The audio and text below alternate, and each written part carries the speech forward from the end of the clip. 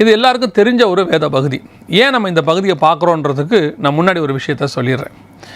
ஆண்டவர் நம்மளை ராஜாக்களும் ஆசாரியருமாய் அழைத்திருக்கிறார் அப்படின்னு சொல்லி வெளிப்படுத்தின விசேஷம் 1ஆம் அதிகாரம் 6வது வசனம் சொல்லுது. அப்படி ராஜாக்களாக அழைக்கப்பட்ட நமக்கு இந்த ராஜாக்களாகணும் அப்படிங்கிற ஆசை எப்போவுமே உண்டு. அதில் 2 அழைப்பு இருக்குது, ராஜாக்களும் ஆசாரியரும்னு. பொதுவாக நம்ம ஆசாரியத்தோட ராஜாவாகிறதுல ரொம்ப ஆசை. ஏன்னா ராஜா அப்படின்னா உலக பிரகாரமாக நல்ல ஆசீர்வாதமாக எல்லார் கண்களுக்கு முன்பாக பிளெஸ்ஸிங்காக இருப்போம் அப்படின்றது அது உலக பிரகாரமாக. ஆக்சுவலாக அந்த அழைப்பு உலக பிரகாரமாக சொல்லப்படுகிறது இல்லை, ஆனாலும் கூட நமக்கு அப்படி ஒரு ஆசை இருக்குது. ஆனால் இந்த ராஜாவாக அழைக்கப்பட்டு ராஜாவாக முன்குறிக்கப்பட்டு ராஜாவாக ஏற்படுத்தப்பட்ட ஒருத்தன் இருக்கிறான். அதான் நம்ம 1 சாமுவேல் 17 தாவீதை குறித்து பார்க்குறோம். இந்த தாவீதுக்கும் நமக்கு ஒரு ஒத்துமை இருக்குது. நீங்கள் மத்தேயு 1ஆம் அதிகாரத்தை வாசித்து பாருங்கள். எல்லாரை பற்றி சொல்லிகிட்டே வரும், ஆனால் தாவீதை பற்றி மட்டும் சொல்லும் போது ஈசாய் தாவீது ராஜாவை பெற்றான்னு இருக்கும். ஆக்சுவலாக தாவீது பிறக்கும் போது ராஜா கிடையாது. அதற்கு பிறகு பிறந்த எல்லாருமே ராஜாக்களாக தான் பிறக்கிறாங்க. சாலமோனாக இருக்கட்டும், அதுக்கப்புறம் இந்த ரெகபியாம் இருக்கட்டும், எல்லாருமே ராஜாக்களாக தான் பிறக்கிறாங்க. எக்கோனியா வரைக்கும். இன்னும் சொல்ல போனால் எக்கோனியாவுக்கு அப்புறமும் அவங்க ராஜ்யபாரம் பாபிலோனில் தொடருது. அங்கே நேபுகாத் நேச்சார் ஒரு மரியாதை கொடுத்து வைக்கிறார், அதெல்லாம் நடக்குது. ஆனாலும் கூட யாரையுமே ராஜான்னு சொல்லாத அந்த இடத்துல தாவீதை மட்டும் ராஜான்னு சொல்லுவோம். தாவீது ராஜாவை பெற்றான் அப்படின்னு. அதுக்கு ஒரு காரணம் இருக்குது. என்ன காரணம் அப்படின்னு கேட்டிங்கன்னா, ஒரு மறைமுகமான காரணம் என்ன அப்படின்னு கேட்டிங்கன்னு சொன்னால், இந்த 1 சாமுவேலின் புஸ்தகத்தில் சவுலுக்கு ஒரு பிரச்சனை வருது. 16ஆம் அதிகாரத்தில் கர்த்தர் சாமுவேலை நோக்கி, இஸ்ரவேலின் மேல் ராஜாவாயிராதபடி நான் புறக்கத்தி தள்ளின சவுலுக்காக நீ எந்த மட்டும் துக்கித்து கொண்டிருப்பாய் அப்படின்னு. இந்த இடத்துல ஆண்டவர் புறம்பே தள்ளின அந்த சவுல் அப்படிங்கிற விஷயம் ஏன் வந்தது அப்படின்னு கேட்டிங்கன்னு சொன்னால், சவுல் ராஜ்யபாரம் பண்ணின 1 வருஷம் ஆயிற்று, அவன் இஸ்ரவேலை 2ஆம் வருஷம் அரசாண்ட போது அப்படின்னு 13:1 வருது.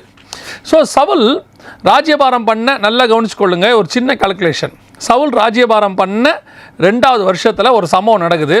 அந்த சம்பவத்தில் அதாவது சவுல் ஒரு தப்பு பண்ணிடுறாரு. உடனே சாமுவேல் அந்த இடத்துல என்ன வார்த்தை சொல்கிறார் பாருங்களேன். 14வது வசனம், இப்பொழுதோ உம்முடைய ராஜ்யபாரம் நிலை நிற்காது, கர்த்தர் தம்முடைய இருதயத்துக்கு ஏற்ற ஒரு மனுஷனை தமக்கு தேடி அவனை கர்த்தர் தம்முடைய ஜனங்கள் எல்லாருக்கும் தலைவனாக இருக்க கட்டளை இட்டார் அப்படின்னு சொல்லிட்டார். தலைவனாக இருக்க கட்டளை இட்டுட்டார். இது எப்போ நடக்குது? சவுல் ராஜ்யபாரம் பண்ணின 2வது வருஷம். சவுல் எத்தனை வருஷம் ராஜ்யபாரம் பண்ணார்? 40 வருஷம். அப்போ அதுக்கப்புறம் 38 வருஷம் சவுல் ராஜாவாக இருந்திருக்கிறார். ஆனால் அந்த 38 வருஷமும் கர்த்தர் அவரை தள்ளின வருஷங்கள். ஆனால் தாவீது ராஜாவாகும் போது 30 வயது இருந்தார். ஆனால் ஆண்டவர் சவுலை தள்ளினது எப்போ அப்படின்னு கேட்டிங்கன்னா, தாவீது பிறக்கிறதுக்கு 8 வருஷத்துக்கு முன்னாடி. அப்போ 8 வருஷத்துக்கு முன்னாடியே கர்த்தர் சொல்கிறாரு, தலைவனாக இருக்க ஒருத்தனை கட்டளை இட்டார்னு. அப்போ தாவீது பிறக்கிறதுக்கு முன்னாடியே தாவீது தான் ராஜாங்கிறது ஆதீனத்தில் முடிவானது. இந்த முடிவுக்கு அப்புறம் 8 வருஷம் கழிச்சு தான் தாவீது பிறக்கிறார். அதனால தான் தாவீது பிறக்கும் போதே எப்படி பிறக்கிறாரு? ராஜாவாக பிறந்தார்னு இருக்கு. அதனால தான் வசனம் அங்கே சொல்கிறது, ஈசாய் தாவீது ராஜாவை பெற்றான். அவன் ப்ரீ பிளான்டு ராஜாவாகவே அவன் பிறந்தவன். கர்த்தர் திட்டத்தின்படி இந்த உலகத்துக்குள்ளே ராஜாவாக அவன் வந்தவன். நீங்களும் நானும் அப்படி தான் கிறிஸ்துவுக்குள்ளே பிறக்கும் போதே ராஜாக்களும் ஆசாரியருமாக தான் பிறக்கிறோம். ஆனால் தாவீது ராஜாவாக பிறந்தாலும், அதாவது ஆவிக்குரிய பிரகாரமாக நான் சொல்கிறேன், அவன் பிறந்தது என்னவோ ஒரு ஈசாயின் வீட்டில். அவன் ஆடு மேய்க்கிறவனாக இருந்தான். அவன் அதற்கு பிறகு ஒரு காலகட்டத்தில் ராஜாவாக்கப்படுகிறான். அவன் ராஜாக்காக பிறந்தாலும், இப்போ நீங்கள் சில நேரத்தில் பார்த்தீங்கன்னு சொன்னால், ராஜாக்களுடைய பையன்கள் இளவரசங்களை சின்ன வயசுலேருந்து கொண்டு போய் ஒரு குருகுலம்னு சொல்கிற இடத்துலையோ, அல்லது வேதத்தை படிக்கிற இடத்துலையோ, அல்லது சண்டை போடுற கற்றுக்கிற இடத்துலையோ விட்டுருவாங்க. எதுக்காகனா அவன் அடுத்து ராஜாவாக போகிறான். அந்த ராஜாவுக்கு தேவையான ப்ராக்டிஸை அங்கே கொடுப்பாங்க. அந்த ப்ராக்டிஸை மொத்தம் கொடுத்து ராஜாவுக்கு அப்புறம் இவனை கொண்டு ராஜாவாக உட்கார வைப்பாங்க. அதே மாதிரி தாவீது ராஜா 30 வயசில் ஆகணும். அந்த 30 வருஷமும் அவனை கொண்டு போய் ஆண்டவர் ஈசாயின் வீட்டில் வச்சு ப்ராக்டிஸ் பண்ணுறாரு. எதுக்காக? ராஜாவாக்கிறதுக்கு ப்ராக்டிஸ் பண்ணுறாரு. எல்லாரும் ராஜாவாக்கிறதுக்கு எங்கே கொண்டு போய் விடுவாங்க? ராஜாவாக ப்ராக்டிஸ் கொடுக்குற இடங்களை தான் கொண்டு போய் தான் விடுவாங்க. இது ராஜாவாக ப்ராக்டிஸ் பண்ணுற இடம் இல்லை. இது ஒரு சராசரி குடும்பம். இன்னும் சொல்ல போனால் கொஞ்சம் மிடில் கிளாஸ் ஃபேமிலினே வச்சுக்கலாம். அப்படிப்பட்டதான ஒரு குடும்பம். இந்த குடும்பத்தில் கொண்டு போய் ஆண்டவர் தாவீதை வைக்கிறார். எதுக்கு? அவன் ராஜாவாக போகிறான். அதுக்கு ப்ராக்டிஸ் கொடுக்கறதுக்கு 30 வருஷம் அவனுக்கு ப்ராக்டிஸ் கொடுக்குறார். அவன் ராஜாவாக உட்காருகிறான். இந்த இடத்துல தாவீது ராஜாவாகிற ஒரு மிக முக்கியமான சம்பவம் நடக்குது. எந்த இடத்துலனா 1 சாமுவேல் புஸ்தகம் 17ஆம் அதிகாரத்தில் அது நடக்குது. நம்ம எல்லாருக்கும் தெரிஞ்ச ஒரு இடம், கோலியாத்தை தாவீது ஜெயித்தாருன்னு சொல்லி. இதில் இடத்துல இருந்து தான் தாவீதினுடைய லைஃப்பில் அடுத்த ராஜாவாகிற ஒரு சிச்சுவேஷன் மாறுதுன்னு வச்சுக்கோங்களேன். அவன் அப்கிரேட் ஆகிறார். அந்த இடத்துல இருந்து சவுல் கொண்டது 1000, தாவீது கொண்டது 16,000 ஆகி அதிலிருந்து அவர் ராஜாவாக போய் நிற்கிறார். கோலியாத்துக்கு முன் கோலியாத்துக்கு பின்னு வச்சுக்கலாம் தாவீதுடைய காரியங்களை. இப்போ இந்த மாற்றத்தை உண்டாக்கின இந்த சம்பவம் வெரி இம்பார்ட்டன்ட் சம்பவம். அது இந்த இடத்துல அவன் ராஜாவாகிறதுக்கு என்ன செய்தார் அப்படிங்கிறத நாம் இன்றைக்கி பார்க்க போகிறோம். அதுதான் ரொம்ப இம்பார்ட்டண்ட். நீங்களும் நானும் ராஜாவை அழைக்கப்பட்டிருக்கிறோம். நாமும் ஒரு இடத்துல தேவனுக்கென்று ராஜாக்களாக மாறுவதற்கான குவாலிஃபிகேஷன் இன்றைக்கி நம்ம எல்லாருக்குமே நம்ம அளவில், நான் ராஜானா உடனடியாக இந்த நாட்டுக்காக தலைவராகவோ அது உலகத்துக்கு தலைவராகவோ நான் சொல்லலை. நம்ம அளவில், நம்ம ஆர்கனைசேஷனுக்கு, நம்ம மினிஸ்ட்ரிக்கு, நம்ம குடும்பத்துக்கு நாம் ஒரு ராஜாவாக இருக்கணும் தான் நம்ம எல்லாருமே விரும்புகிறோம். நம்ம அளவில் அதான் நான் சொல்வேன், எப்போவுமே நம்மளுடைய லைஃபுக்கு நம்ம தான் ஹீரோ. அப்படி இருக்கும்போது நாம் அதை எப்படி அட்டைன் பண்ணுறது? இந்த இடத்துல ஒரு சின்ன பாடம் இருக்குது. இதை தான் எல்லாருக்கும் ஆசை இருக்குது. என்னுடைய ஊழியம் எல்லாத்த விட நல்ல பெரிய லெவலில் வரணும், ஒரு ஆர்கனைசேஷன் பெரிய லெவலில் வரணும், என் குடும்பம் எல்லா குடும்பத்தை விட ஒரு கௌரவமான இடத்துல இருக்கணும் அப்படின்னு ஒரு ஆசை இருக்குது. அது இருக்கட்டும், அது நான் தப்புன்னு சொல்லலை. பட் அதை அட்டைன் பண்ணுற ஒரு விதம் இருக்குது, ஒரு ஃபார்முலா இருக்குது. அதை தான் இந்த இடத்துல தாவீது செய்கிறார். என்ன செய்கிறாருங்கிறத நாம் இன்றைக்கி பார்க்க போகிறோம். முதலாவதாக தாவீதுகிட்ட இருந்த பெரிய ப்ளஸ் பாயிண்ட், இதுதான் அஸ்திவாரம். என்னன்னு கேட்டிங்கன்னா 1 சாமுவேலின் புஸ்தகம் 17ஆம் அதிகாரம் 45வது வசனம். அதற்கு தாவீது பெலிஸ்தரை நோக்கி, நீ பட்டயத்தோடும் ஈட்டியோடும் கேடகத்தோடும் என்னிடத்தில் வருகிறாய், நானோ நீ நிந்தித்த இஸ்ரவேலுடைய இராணுவங்களின் தேவனாகிய சேனைகளுடைய கர்த்தரின் நாமத்தில் உன்னிடத்தில் வருகிறேன். இதுதான் தாவீதுடைய ப்ளஸ் பாயிண்ட். நம்ம ஊழியமாக இருக்கட்டும், ஆவிக்குரிய வாழ்க்கையாக இருக்கட்டும், ஆர்கனைசேஷனாக இருக்கட்டும், அல்லது நீங்கள் ஒரு கம்பெனி தொடங்குறீங்கட்டும், ஒரு குடும்ப வாழ்க்கையை தொடங்குறதா இருக்கட்டும், உங்கள் அஸ்திவாரம் கர்த்தருடைய நாமத்தின் மேலே இருக்கணும். உங்களுடைய நம்பிக்கை அவர் மேலே தான் இருக்கணும். ஈட்டி மேலே நம்பிக்கை இருக்கக்கூடாது, கேடகத்து மேலே நம்பிக்கை இருக்கக்கூடாது, எது மேலே நம்பிக்கை இருக்கக்கூடாது. இன்றைக்கி நிறைய பேருடைய நம்பிக்கை எது மேலே இருக்குது அப்படின்னா, அவங்ககிட்ட இருக்கக்கூடியது அட்வான்டேஜஸ் மேலே, அவங்ககிட்ட இருக்கிற ப்ளஸ் பாயிண்ட் மேலே, அவங்ககிட்ட இருக்கக்கூடியதான உலகத்தில். இப்போ ஒரு போர் வீரன் அப்படின்னு சொன்னால், உலகத்தில் இருக்க எல்லா போர் வீரனும் யார் மாதிரி வருவான்? கோலியாத் மாதிரி தான் வருவான். அதுதான் ப்ரொசீஜர். இன்றைக்கி உலகத்துக்கு ஒரு ப்ரொசீஜர் இருக்குது. அந்த ப்ரொசீஜரை தான் உலகம் சொல்லுது. இப்போ நாமளே மறைமுகமாக நம்ம அந்த ப்ரொசீஜரை நம்ம பிள்ளைகளுக்கு சொல்கிறோம். நான் தப்புன்னு சொல்லலை, மறைமுகமாக அதை சொல்கிறோம். என்ன சொல்கிறோம்? படிக்காவிட்டால் நடுத்தரில் நிற்ப, படிக்காவிட்டால் உன் வாழ்க்கை ஒன்றுமே இல்லை. அப்போது இந்த உலகத்தினுடைய ஃபார்முலா அதுதான் கரெக்ட். உலகத்தை பொறுத்த வரைக்கும் படிக்காவிட்டால் ஒன்றுமே இல்லை. ஏன்னா இன்றைக்கி உலகம் அறிவிலால் நிறைந்திருக்கிற உலகம். படிக்காத பிள்ளைகளுக்கு ஒன்றுமே இன்றைக்கி ஃப்யூச்சரே இல்லைங்கிற அளவுக்கு உலகத்தை மாற்றிக்கிட்டு இருக்கிறாங்க. ஆனால் தாவீது வரான். எப்படி வரான்? நீங்கள் எல்லாம் ஒரு ஃபார்முலாவில் வரீங்க, நான் வேற ஒரு ஃபார்முலாவில் வரேன். எந்த ஃபார்முலா? நீ நிந்தித்த இஸ்ரவேலின் தேவனாகிய கர்த்தருடைய நாமத்தில் நான் வருகிறேன். என்னுடைய நம்பிக்கை என் கையில் இருக்கிற ப்ளஸ் பாயிண்ட் மேலே இல்லை, என் கையில் இருக்கிற அட்வான்டேஜஸ் மேலே இல்லை, என்கிட்ட இருக்கிற குவாலிஃபிகேஷன் மேலே இல்லை, என் நம்பிக்கை கர்த்தரின் மேலே. இதுதான் உங்களுடைய பேஸாக இருக்கணும். இன்றைக்கி நிறைய பேர் வரும்போதே தன்னுடைய நம்பிக்கையை எது மேலே வச்சுருக்கிறாங்க அப்படின்னு கேட்டிங்கன்னு சொன்னால், அவங்ககிட்ட இருக்கக்கூடியதான ப்ளஸ் பாயிண்ட்னு உலகம் சொல்லக்கூடிய, உலகம் பாராட்டக்கூடிய, அது எது வேணால் இருக்கலாம்னு வச்சுக்கோங்களேன். நான் தான் எப்போவுமே சொல்வேன், உங்கள்கிட்ட இருக்கிற டேலண்ட் கர்த்தர் கொடுத்தது, அது உலகத்தில் நீங்கள் கற்றுக்கொண்டது. ஆனால் இது மேலே உங்கள் ஊழியமோ வாழ்க்கையோ அமையக்கூடாது. உலகத்தார் அதை அமைக்கிறாங்க. அப்படி தான் ஒரு இசை வல்லுநர் இருக்கிறாருன்னா தன்னுடைய வாழ்க்கையை இசையை நம்பி அமைக்கிறார். அவர் இசைக்குள்ளே இருந்து அப்படியே இசையில் வளர்ந்து அதில் அவர் பெரிய ஆளாகி அதில் அவர் சாதனை பண்ணி உலகம் போற்றக்கூடிய அளவுக்கு வர்றாரு இசையில். ஒரு விளையாட்டு வீரர் இருக்கிறாருன்னா அந்த விளையாட்டின் மேலே தன் வாழ்க்கையை அமைச்சு கொள்கிறார், தன் ஃப்யூச்சரே அந்த விளையாட்டு மேலே அமைக்கிறார். ஸோ அதில் ஓடியோ அது விளையாடியோ அவர் பணம் சம்பாதிச்சு ஒரு சாதனை செஞ்சு உலகமே அந்த விளையாட்டினால் அவர் வந்தார்னு சொல்ல வருது. இது அவர்கள் ஈட்டியோடும் கேடகத்தோடும் வருகிறவர்கள். எங்கிட்ட விளையாட்டும் இருக்கும், எங்கிட்ட இசையும் இருக்கும், எங்கிட்ட கர்த்தர் கொடுத்த எல்லா டேலண்ட்டும் இருக்கும். ஆனால் நான் வர்றது எதில் வருவேன் தெரியுமா?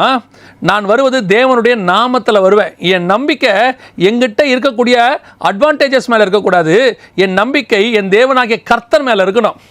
இன்றைக்கி நிறைய பேர் அந்த நம்பிக்கையில் தான் வராங்க. ஒரு டினாமினேஷனுக்குள்ளே வந்துட்டா அந்த டினாமினேஷன் என்னை பார்த்துக்கோ, நான் ஒரு ஆர்கனைசேஷனுக்குள்ளே இருந்தால் அந்த ஆர்கனைசேஷன் என்னை காப்பாற்றிடும், என்கிட்ட இப்படி ஒரு படிப்பு இருந்தால் போதும், நான் எப்படியாவது அமெரிக்கா போய், கனடா போய், ஆஸ்திரேலியா போய் நான் வாழ்க்கையை பொழைப்பை நடத்தி கொள்வேன், என்கிட்ட ஒரு டேலண்ட் இருக்குது போதும், இதை வச்சே என் லைஃப்பை ஓட்டிடுவேன். இல்லை, இது ஃபெயிலியர்.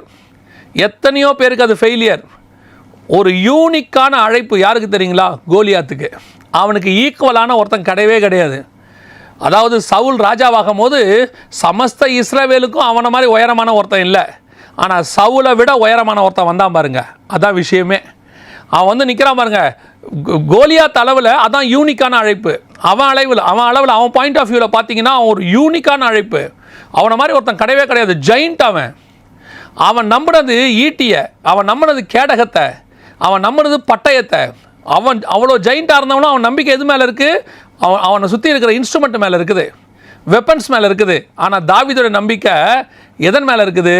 கர்த்தர் மேலே இருக்குது. அதுதான் உங்களுக்கு எனக்கு இருக்கணும். இன்றைக்கி எதை நம்பி ஊழியம் பண்ணுறீங்க? யாரை நம்பி ஊழியம் பண்ணுறீங்க? யாரை நம்பி பிஸ்னஸ் செய்கிறீங்க? பிஸ்னஸ்ஸு அங்கே இருக்கிற ஒர்க்கர்ஸ் தேவை, ஆலோசனை கொடுக்குறவங்க தேவை, நமக்கு கூட ஹெல்ப் பண்ணுறவங்க தேவை. ஆனால் என்னுடைய நம்பிக்கை கர்த்தர் பேரில். ஏன் தெரியுமா? அந்த ஆலோசனை கொடுக்குறவனோ உதவி செய்கிறவனோ எனக்கு கூட இருக்கக்கூடிய ஒர்க்கர்ஸும் ஒரு நாள் என்னை விட்டு போவதற்கு வாய்ப்பு இருக்கிறது. என்னை தனியாய் விட்டு போவதற்கு வாய்ப்பு இருக்கிறது. ஒரே நேரத்தில் கூட அத்தனை பேரும் போகிறதுக்கு வாய்ப்பு இருக்குது. ஆனால் என் தேவனாகிய கர்த்தர் மேலே அஸ்திவாரம் போட்ட நான் எந்த புயலும் மழையும் அடைத்தாலும் நான் அசைக்கப்படுவதில்லை. ஊழியத்தின் பாதையில் நீங்கள் வரும்போது உங்களை விட்டு போவதற்கு நிறைய பேர் இருப்பாங்க, ஏமாத்துறதுக்கு நிறைய பேர் இருப்பாங்க, உங்களை ஏளனமாக பேசுறதுக்கு நிறைய பேர் இருப்பாங்க. தனித்து விடப்படுவீங்க, யாருமே இல்லைம்பீங்க. அந்த நேரத்தில் உங்களுக்கு யார் இருப்பா தெரியுமா? உன் தேவனாகிய கர்த்தர் ஒருவரே உன்னோடு கூட இருந்தார். அதுதான் அஸ்திவாரம், அதுதான் பேஸ். அந்த பேஸ் மேலே நம்ம லைஃப் ஸ்டைல் இருக்கணும். அதுதான் ரொம்ப முக்கியம். இன்றைக்கி வரவங்க எல்லாருமே ஏதோ ஒன்று மேலே தங்களுடைய பேஸை போட்டுக்கிட்டு வராங்க. படிப்பின் மேலேயோ, தங்கிட்ட இருக்கிற சர்டிஃபிகேட் மேலேயோ, அல்லது தங்கிட்ட இருக்கிற டேலண்ட்ஸ் மேலேயோ, அல்லது நமக்கு பின்புலமாக இருக்கக்கூடியதான ஃபேமிலியோ, அல்லது பின்புலமாக இருக்கக்கூடியதான யாரோ ஒருத்தர் இல்லைங்க. நமக்கு பின்புலம் எல்லாமே விசிட்டிங் கார்டு, பேஸ், அஸ்திவாரம் அத்தனையும் ஆண்டவராகிய இயேசு கிறிஸ்து. நான் சொல்லுவேன், அவர் நாமத்தில் வந்தவன் தோத்ததாக சரித்திரமே கிடையாது. தோக்கவும் விடமாட்டார். அது எதிரில் நிற்கிறது கோலியாத்தா இருக்கட்டும், ஏனோக்ஸின் புத்திரராகிய ராட்சதராக இருக்கட்டும், எதிரில் நிற்கிறது செங்கடலாக இருக்கட்டும், எதிரில் நிற்கிறது எரிகோ கோட்டையாக இருக்கட்டும், ஜெயமோ கர்த்தரால் வரும். அந்த நாமத்துக்கு தான் சக்ஸஸ். உங்ககிட்ட இருக்கிறது வேற, அவங்ககிட்ட இருக்கிறது வேற. அவன் உலகம் ப்ரொசீஜர் படி அதான் கரெக்ட். நான் அதை குற்றமாக சொல்லவே இல்லை. அது உலகத்தின் ப்ரொசீஜர். உங்களுக்கும் எனக்கும் வேற ப்ரொசீஜர். நாம் போகிறது அவருடைய நாமத்தினால. அதுதான் இம்பார்ட்டண்ட். ரெண்டாவது, தாவீதுகிட்ட இருந்த மிகப்பெரியதான ப்ளஸ் பாயிண்ட் என்ன தெரியுமா? அது ரொம்ப ஆச்சரியமாக இருந்துச்சு எனக்கு. அதே 1 சாமுவேல் புஸ்தகம் 17ஆம் அதிகாரத்தில் அவனுடைய பட்டயத்தை தாவீது தன் வஸ்திரத்து மேல் கட்டி கொண்டு அதிலே அவனுக்கு பழக்கமில்லாதனால் நடந்து பார்த்தான். அப்பொழுது தாவீது சவுலை நோக்கி, நான் இவைகளை போட்டுக்கொண்டு போகக்கூடாது, இந்த அப்பியாசம் எனக்கு இல்லை என்று சொல்லி அவைகளை களைந்து போட்டு ஒரு தடியை கையிலே பிடித்து கொண்டு ஆற்றிலிருந்து 5 கூழாங்கற்களை தெரிந்தெடுத்து அவைகளை மேய்ப்பருக்குரிய தன்னுடைய அடைப்பையிலே போட்டு தன் கவனை தன் கையிலே பிடித்து கொண்டு அந்த பெலிஸ்தீனண்டையில் போனான். என்ன பார்த்தீங்களா? இங்கே இதுதான் ரொம்ப இம்பார்ட்டண்ட்டான ஒரு விஷயம். தாவீது அந்த கல்லில் தான் ஜெயிச்சான், நம்ம எல்லாருக்கும் தெரியும். இப்போ தாவீதுக்கு எல்லா விதமான சௌகரியங்களும் செய்து கொடுக்கப்படுகிறது பெலிஸ்தீனுக்கு எதிராக சண்டை போடுறதுக்கு. அவனுக்கு உலக ப்ரொசீஜர்ஸ் எல்லாம் அப்படியே பக்காவாக ஒரு போர் வீரனுக்கு என்ன தேவையோ எல்லாம் போட்டு. ஆனால் வசனம் சொல்லுது, அவன் சொல்கிறான், இல்லைங்க இது இல்லை, எனக்கு ஒரு அப்பியாசம் இருக்குது, எனக்கு இதில் அப்பியாசம் இல்லை. அப்பியாசம்னா இதை என்னால் நடைமுறைப்படுத்த முடியாதுன்னு அர்த்தம், இதை என்னால் இம்ப்ளிமெண்ட் பண்ண முடியாதுன்னு அர்த்தம். என்னால் இதை இம்ப்ளிமெண்ட் பண்ணிக்கொள்ள முடியாது, இதில் எனக்கு பழக்கம் இல்லை, எனக்கு வேறொரு பழக்கம் இருக்குது. அதுதான் இம்பார்ட்டண்ட். என்ன தெரியுமா? கர்த்தர் சில நேரங்களில் உங்களை பயன்படுத்துகிற விதம்னு ஒன்று இருக்குது. அது நான் இப்போ ஊழியத்தின் பாதையிலே நான் சொல்கிறேன். இது ஒரு ஊழியக்காரங்களுக்கு பிரயோஜனமாக இருக்கும் நான் நம்பிக்கையில் சொல்கிறேன். புதுசாக ஊழியத்துக்கு வரவங்களுக்கு ஊழியத்தின் பாதையில் நீ வரும்போது உனக்கு சில ப்ரொசீஜர்ஸை உனக்கு முன்னாடி இருக்கிறவங்க சொல்லி கொடுப்பாங்க, அனுபவங்கள்னு சொல்லி. அந்த அனுபவங்கள் நல்லது, கேட்டுக்கொள்ளணும். நான் இப்போவும் சொல்கிறேன், அவர்களுடைய அனுபவங்களை தள்ளுவதற்கு இல்லை.